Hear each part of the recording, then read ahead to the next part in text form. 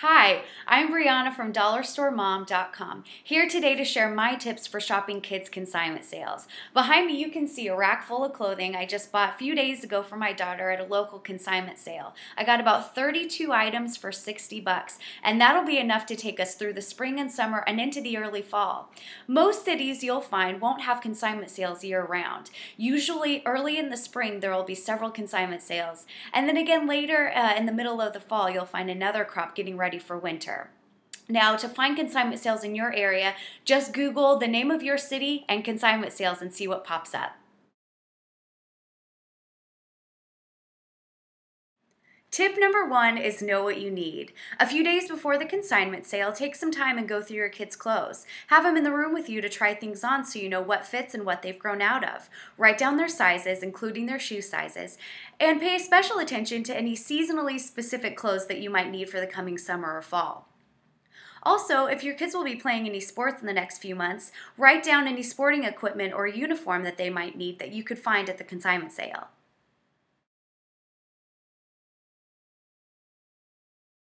Tip number two is set a budget. Decide what will fit within your family's budget to spend on each child for clothing for the next several months. Then go to the bank and take it out in cash. Don't even take your cards with you. Set a budget and stick to it.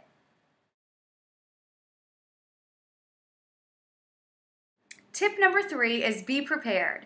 Take several large reusable shopping bags with you. Make sure you've had a snack and maybe a cup of coffee before you head over. And go to the restroom. A lot of times consignment sales are held in empty warehouses or old abandoned stores that don't have very great bathroom facilities. Also, one of my favorite tips is to take your headphones with you. I always like to go with some funny podcasts loaded up on my iPhone. I just pop my headphones in and listen as I'm shopping. It keeps me in a good mood and helps drown out a lot of the noise and chaos that are going on around me. Tip number four is go alone. If it's at all possible, head to the consignment sale without your kids. As I said before, these things can be so crowded and so chaotic, and it can just be stressful to try and keep your kids happy while you're also trying to shop. What I like to do is to find another mom who also wants to shop the consignment sale, and we just take turns watching each other's kids while the other one shops. If you have to take your kids with you, keep them close. I can't tell you how many times I've seen kids get separated from their moms and how scary and chaotic that can become. Also, this is a great time, if ever there was one, to try a little bribery for good behavior. If you've got to promise your kids a trip to the frozen yogurt shop after the consignment sale to help them stay close and stay in good behavior, now's the time to do it.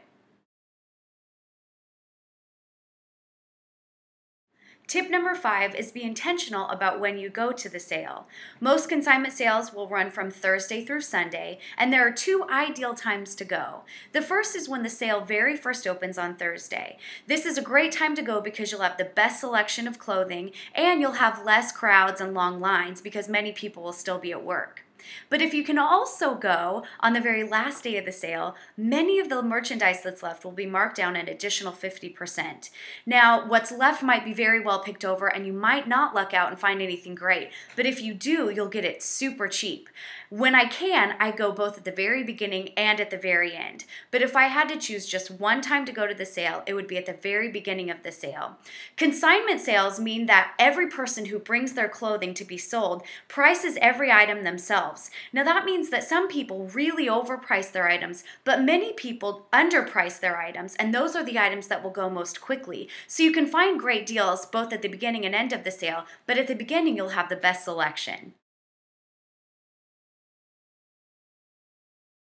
Tip number six, maintain high standards while you shop. Check every item of clothing closely for any stains and look at the seams for holes. What I like to do when I see something I like is decide what I'd be willing to pay for it before I look at the tag. Then, if the price on the tag is within the budget I set for that item, I'll get it. Another thing to keep in mind is that consigners will often identify themselves on their tags using stamps or stickers. If I find several items that I like that are from the same consigner, I'll start looking more closely at tags to find other things from that consigner as well.